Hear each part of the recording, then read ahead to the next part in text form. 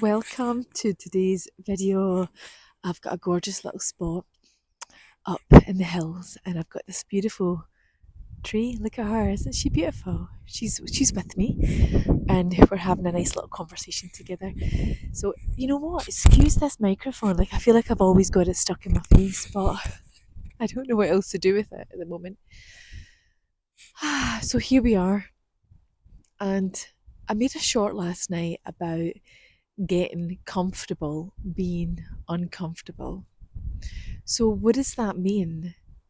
And I know the short was only like 15 seconds long and I never get a chance to quite finish it. But what does that mean, getting uncomfortable or getting comfortable being uncomfortable?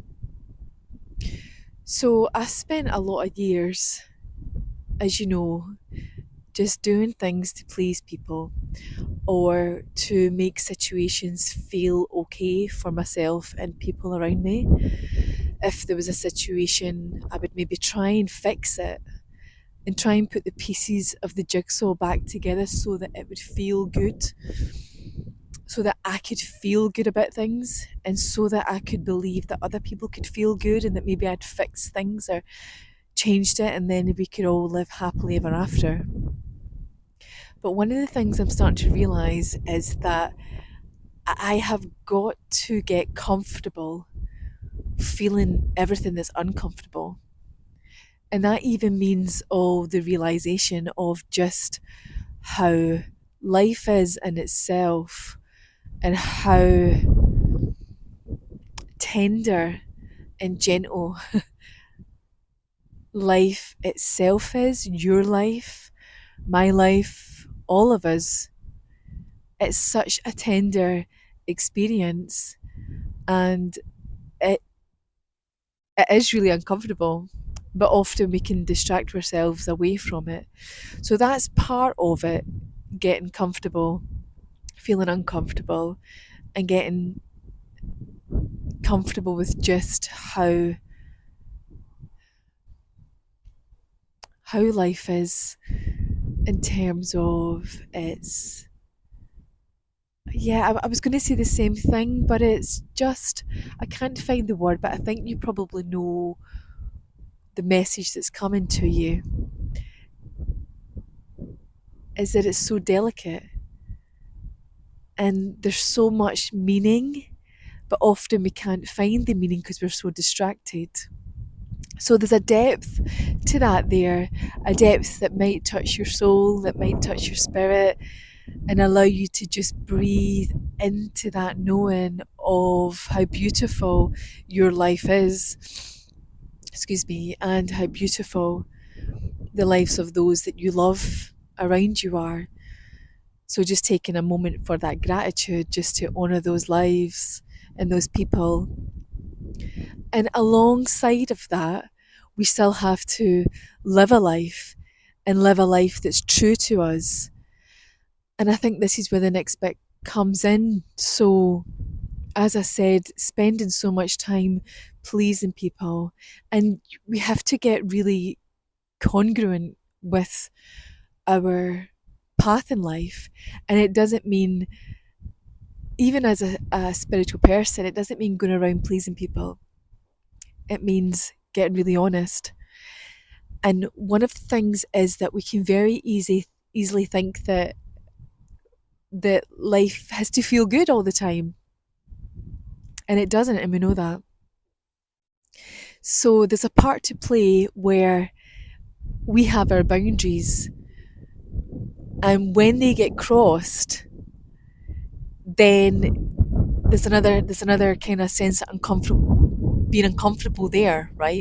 So we can't go around pleasing people to the detriment of our own needs.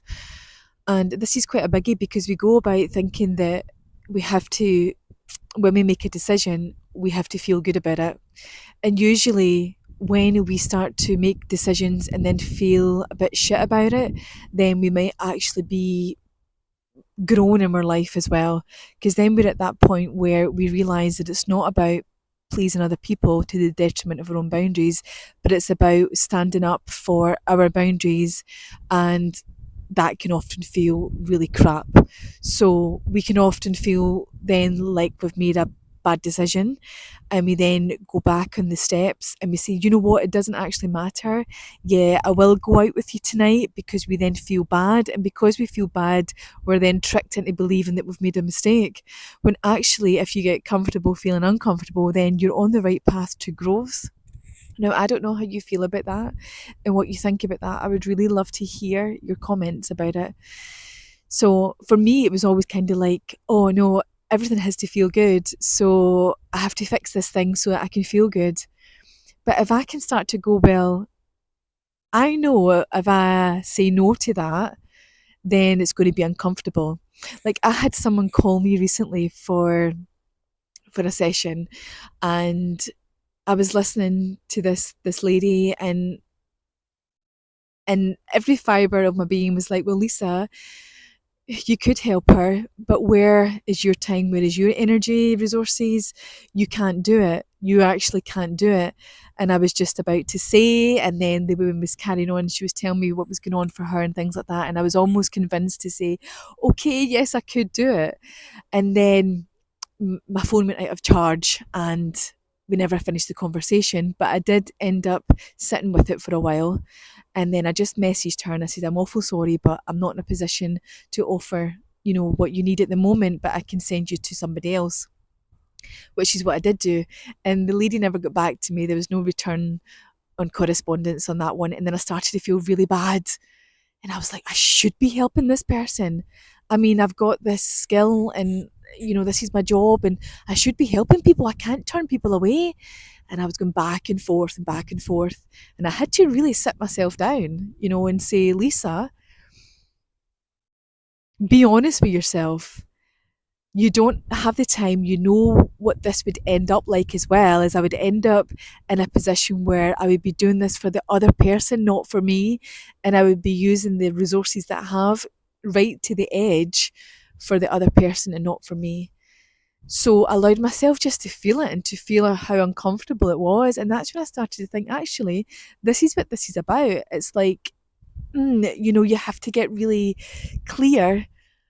I'm saying you have to get clear. I don't know if you ever will get clear, but I think we always have to keep doing the work and noticing what it feels like in our body, because it's almost like a trick. Like, if you feel bad, then you've made a bad decision. And I don't think that's necessarily true. I think it's because we're tricked from society into believing as well that you have to do everything. You have to do everything, you have to please everyone, you have to go against your own inner compass. Um, you know? And if you stand up for yourself, then there's something bad about it. There's something not right with you if you put your boundary up. And I think also, if you've never been raised in a background or a family where there was boundaries, where you were shown boundaries, where you were, you were just shown these things, then it's going to be hard for you. Definitely going to be really difficult. But that's okay, because maybe that's your soul's path, is to then start uncovering it as you get older and figuring things out along the way. And it can become quite a joyous practice if you allow it to be. So after a few days, I actually forgot about the conversation with the person, and I forgot all about it, and I had to let time pass so I could then get clarity on it and say, yeah, that was the right thing.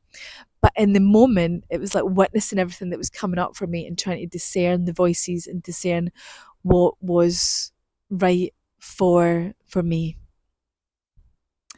And listening to the shameful aspects that say, yeah, but it's not all about you. You have to help other people. And yes, to a degree as well. But it's not as black and white as that, I don't think. I think there's so much other factors that you always have to constantly consider when you're making any decision. And I think especially for women, we can easily, we do have that drummed into us to be people pleasers, completely. And even when I was getting ready to come up here and I was packing the equipment that I needed to come out for my walk today, there was voices in my head that were like, who do you think you are? Like, you've got stuff to do here. You've got washing to do. You've got things to attend to your children. You're not allowed to do that. Who do you think you are? And I just kept repeating it out to my partner, and I was saying, here, listen to this one. And I kept bringing it out, that internal systems of the internal beliefs, the invisible chains, you know. So if that's happening for you, just and you start to get clear again on the voices, bring them out, write them down, say them to somebody else. Oh, here, this is what's going on in my head right now, and then start really digging deep and yeah, get uncomfortable. Just keep letting yourself get uncomfortable, you know. Don't worry about always trying to stay comfortable or always trying to please. See what it's like to get really uncomfortable. That's my thoughts for today. Thank you so much. And here's this gorgeous tree once more. It's such a beautiful place up here. It's the Antonine Wall. So it's actually a World Heritage Site up here. And maybe I'll take you and I'll show you a couple of little spots. Thanks so much for listening, and I'll see you in the next video. But I would absolutely love to hear where you're at and how you're breaking free from internalized belief systems that are not necessarily yours, in fact, that are not yours, and how you're finding you. Thank you so much. Bye.